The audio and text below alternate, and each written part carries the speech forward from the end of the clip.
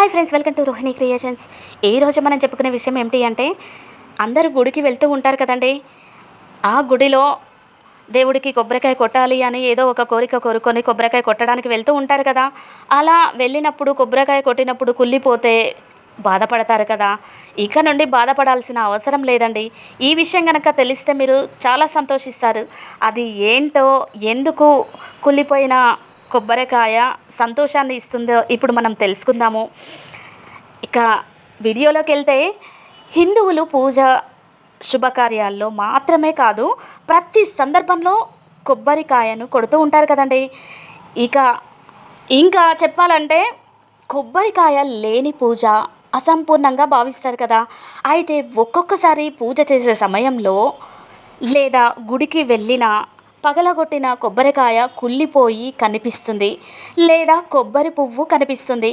కుళ్ళిపోతే చెడు శకునం అని, పువ్వు వస్తే శుభం అని భావిస్తారు కదా అందరూ.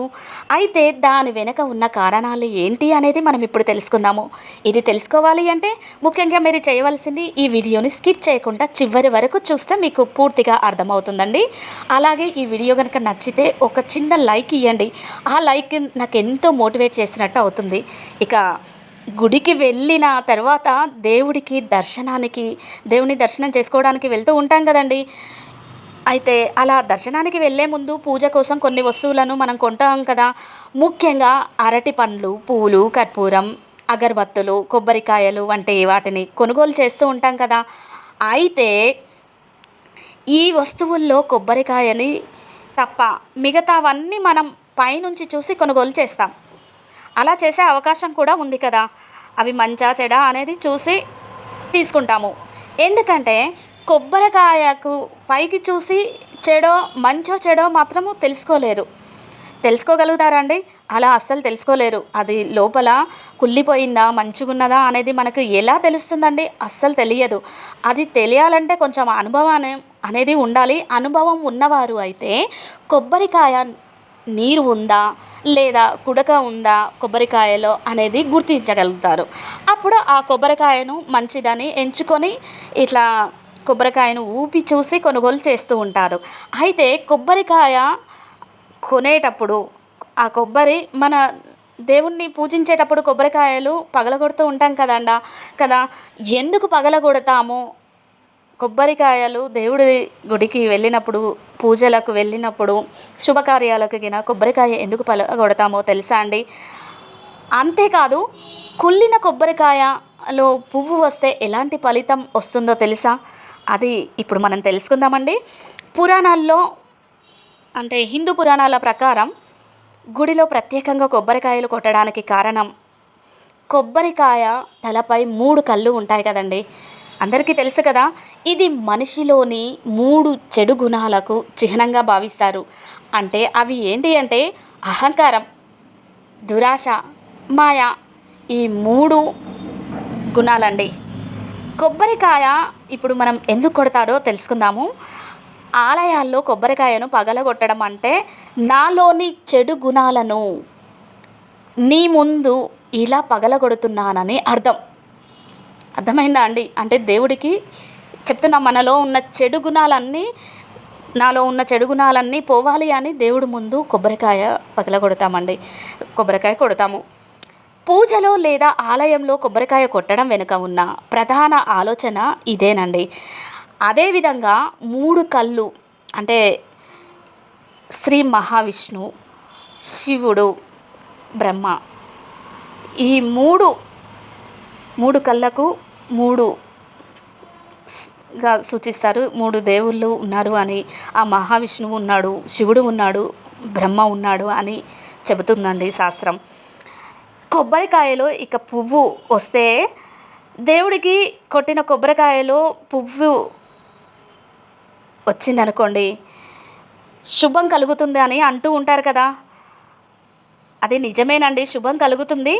బంగారం, భౌతిక సంపదలు కలయిక అయిన కొబ్బరికాయ నుంచి పువ్వు గనక వస్తే లాభాలను తెస్తుందని కొన్ని గ్రంథాలు చెప్తున్నదండి. కనుక మీరు పూజకు కొట్టే కొబ్బరికాయలో పువ్వు ఉంటే ఎగిరి గంతేసి ఆనందంగా జీవించవచ్చు. ఎలాగో పువ్వు వస్తే నాకు ఈరోజు పువ్వు వచ్చింది, నేను కొబ్బరికాయ కొడితే నాకు మంచి జరుగుతుంది అని సంతోషిస్తారు కదండి. ఇక కుళ్ళిన కొబ్బరికాయ కొడితే ఏ విధంగా ఉంటుంది ఇప్పుడు తెలుసుకుందాము. దేవుడికి కొబ్బరికాయ కొట్టేటప్పుడు అది కుళ్ళిపోతే మనసు వెంటనే చివుక్కుమంటుంది, చాలా ఆందోళన చెందుతుంది కదా. ఏదైనా చెడు జరుగుతుందేమోనని భయం కూడా ఉంటుంది. కొబ్బరికాయ పలగలో కొడితే ఆ కొబ్బరికాయ కుళ్ళిపోతే కలిగే ఫలితాలు ఎలా ఉంటాయో ఎంతో అని భయపడుతూ ఉంటారు కదా. అలా భయపడాల్సిన అవసరం లేదండి. ఈ కొబ్బరికాయ కుళ్ళిపోతే కలిగే ఫలితాల గురించి మనం ఇప్పుడు తెలుసుకుందాము. సంతోషంగా ఉండండి వినడానికి. ఇక కొబ్బరికాయ పగలగొట్టినప్పుడు కుళ్ళిపోతే దానిని మీరు సంతోషంగా భావించాలి. అది చూసి మీరు సంతోషంగా ఉండాలి. ఎందుకంటే ఇలా జరగటం వల్ల మీ నుంచి, మీ కుటుంబ సభ్యుల నుంచి దుష్ట శక్తులను, చెడు దృష్టిని తొలగిస్తుందని అర్థం అన్నమాట. అందుకనే కుళ్ళిపోయింది అని ఆందోళన చెందకండి. కుళ్ళిన కొబ్బరికాయ ఈ విధంగా ఉంది అని అనుకోకండి. అదేవిధంగా పూజ సమయంలో కొట్టిన కొబ్బరికాయ కుళ్ళిపోతే దానికి అర్థం తరచుగా వచ్చే అనారోగ్యం, చెడు కలలు, చెడు శకునాలు, చెడు దృష్టి తొలగిపోతుందని అర్థం అండి. మీలో ఉన్న చెడు ఇక అంతా పోయింది అని భావించండి, అంతేగాని చింతించకండి. ఇక అయినా కానీ కుళ్ళిపోయింది కదా అని ఎంత చెప్పినా కానీ కొందరికి భయం అనేది అనిపిస్తూ ఉంటుంది, ఆందోళన చెందుతూ ఉంటారు. అలాంటి వారి కోసం పరిష్కారం కూడా ఒకటి చేయండి. పరిష్కారం ఏమిటంటే కొబ్బరికాయ కనుక కుళ్ళిపోతే ఇక నుంచి దేవుడికి కొబ్బరికాయ కొట్టినప్పుడు ఆ కొబ్బరికాయ కుళ్ళిపోతే బాధపడకండి, సంతోషించండి.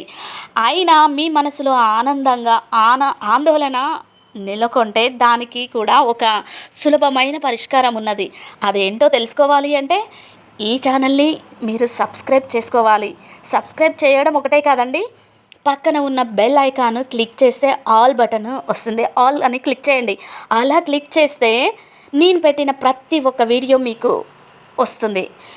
ఇక వీడియోలోకి వెళ్తే ఏం చేయాలి అంటే ఆ పరిష్కారం కొబ్బరికాయలను పగలగొట్టినప్పుడు కుళ్ళిపోతే ఏ కోరికతో కొడుతున్నారో అది జరుగుతుందో లేదో అని బాధపడుతూ ఉంటే మీరు అలా బాధపడకుండా ఆందోళన చెందకండి.